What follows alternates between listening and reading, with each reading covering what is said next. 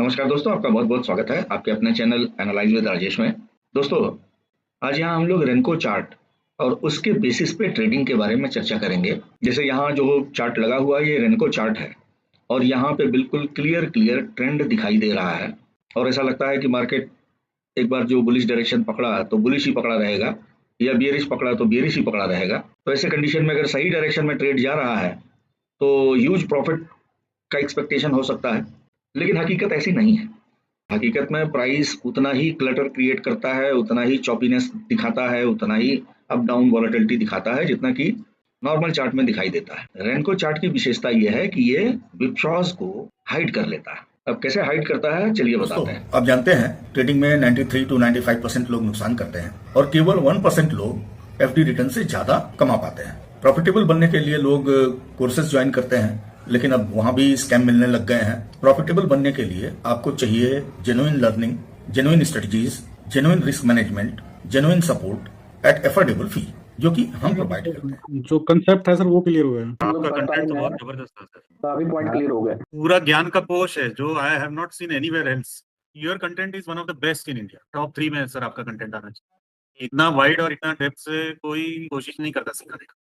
इतना डीपली कोई नहीं बताएगा। हम और साथ में ये वादा भी करते हैं कि अगर आपको रिजल्ट नहीं मिला तो फुल फी रिफंड कर दी जाएगी, क्योंकि हम आपको केवल बुकिश नॉलेज नहीं देते हैं, आपको प्रॉफिटेबल बनने के रास्ते बताते हैं। चाहे वो ट्रेडिंग एक्यूरेसी हो, चाहे रिस्क मैनेजमेंट हो, चाहे हेजिंग हो।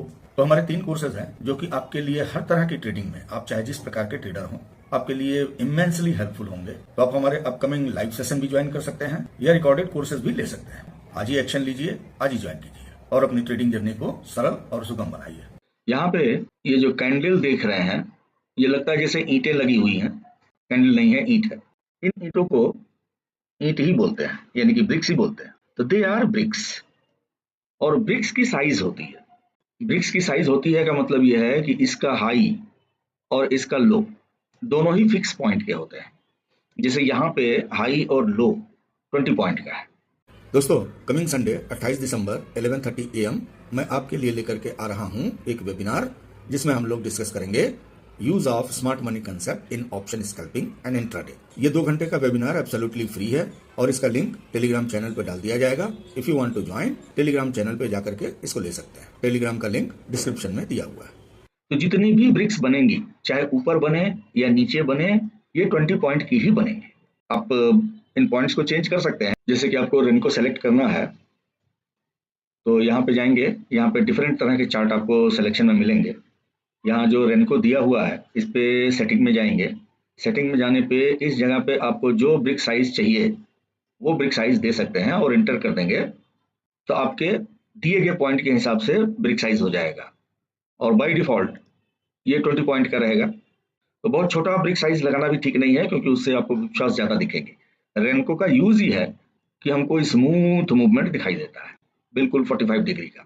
तो इसकी खासियत ये है कि जैसे कि एक ये ब्रिक बन गया है और दूसरा ब्रिक जो है ये बन रहा है, तो जब तक ये ब्रिक कंप्लीट 20 पॉइंट का नहीं हो जाता तब तक नया ब्रिक नहीं बनेगा। ब्रिक बनने की स्पीड मार्केट के मूवमेंट के ऊपर है। जैसे कि 20 पॉइंट के रेंज में अगर मार्केट 3 घंटे भी रह गया तो अगली ब्रिक नहीं बनेगी। जितना प्राइस का स्लो मूवमेंट होगा ब्रिक फॉर्मेशन उतना कम धीमा होगा और प्राइस में जितना मोमेंटम रहेगा ब्रिक उतनी जल्दी जल्दी बनेगी।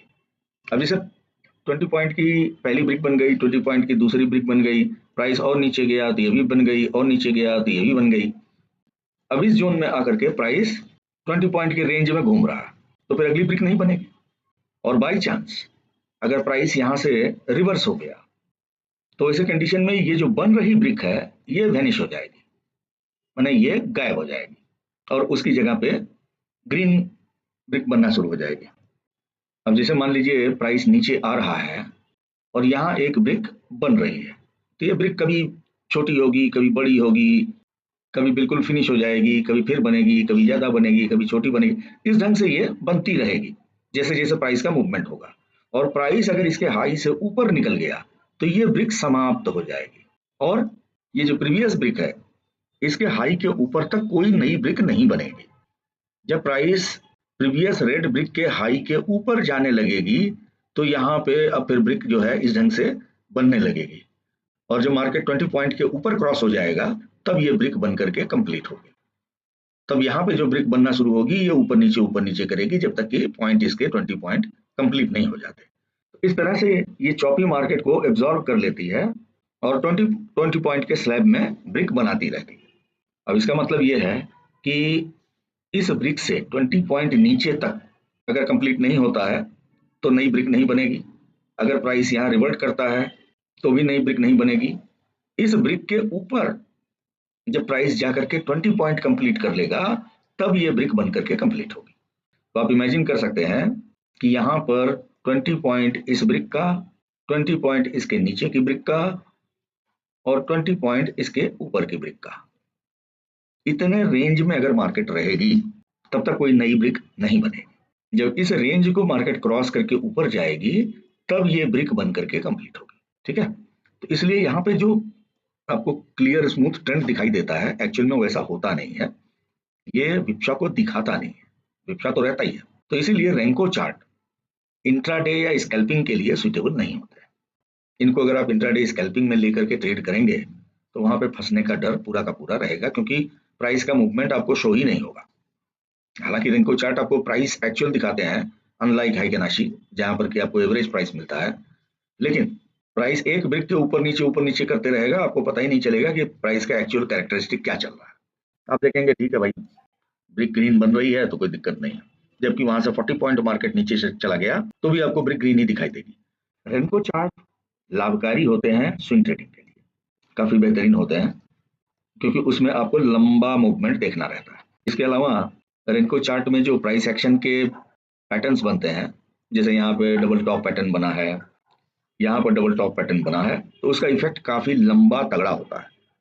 तो इससे स्विंग ट्रेडिंग में आपको काफी बेहतरीन फायदा मिल सकता है। और जैसे आप यहाँ पे देख रहे हैं कि मार्केट 26,150 पे बहुत समय से लिंगर कर रहा है, तो जब तक लिंगर करेगा ये ब्रेक बन करके कंप्लीट नहीं होगा। अगर यहाँ से प्राइस नीचे जाएगा तो ये गायब भी हो जाएगा।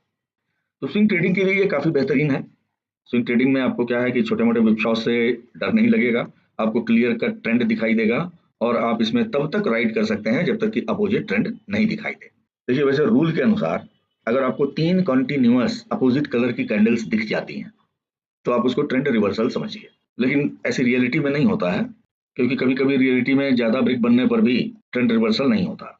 और जैसे यहाँ देखिए 4 ब्रेक बन गई है, ट्रेंड रिवर्स नहीं हुआ, यहाँ भी 4 ब्रिक्स बन गई हैं, ट्रेंड रिवर्स नहीं हुआ। जनरली 3 ब्रिक्स का मतलब है कि 70-80 पॉइंट का मूवमेंट उस डायरेक्शन में होता है।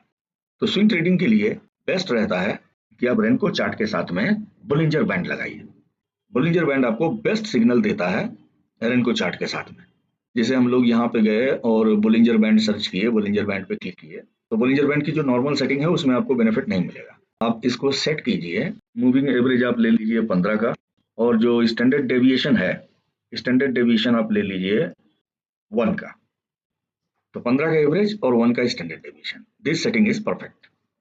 अब जब तक प्राइस बोलिंजर बैंड के नीचे चल रहा है तब तक वो बेयरिश है, और जब तक प्राइस बोलिंजर बैंड के ऊपर चल रहा है तब तक वो बुलिश है। जहां पे बोलिंजर बैंड हॉरिजॉन्टल हो जाए वहां पे समझ लीजिए कि चॉपीनेस है। अब इसके साथ साथ अगर आप चाहें तो RSI को भी लगा सकते हैं मोमेंटम आइडेंटिफाई करने के लिए, अदरवाइज कोई खास जरूरत नहीं होगी, क्योंकि जब तक प्राइस बोलिंजर बैंड के ऊपर चल रहा है तब तक वो बुलिश रहेगा, इसकी संभावना काफी ज्यादा रहती है। जैसे ही बोलिंजर बैंड के अंदर गया आप एग्जिट मार दीजिए, और फिर बोलिंजर बैंड से बाहर निकला तो you can take entry again. कम रिस्क में ज्यादा बेटर बेनिफिट इसमें रहता है। तो इसको स्विंग ट्रेडिंग के लिए आप ट्राई करके देख सकते हैं। अगर बोलिंजर बैंड अप ट्रेंडिंग हो, प्राइस उसके बैंड के ऊपर चल रहा हो 15-1 की सेटिंग पे, तो आप वहां पे काफी कॉन्फिडेंटली एंट्री ले सकते हैं। तो आशा करते हैं वीडियो आप लोगों को पसंद आया होगा। अगर अच्छा लगा तो लाइक कीजिए, दोस्तों में शेयर कीजिए। चैनल आपने सब्सक्राइब नहीं किया तो प्लीज सब्सक्राइब भी कीजिए। मिलते हैं फिर नेक्स्ट वीडियो में, तब तक के लिए नमस्कार, जय हिंद, जय भारत।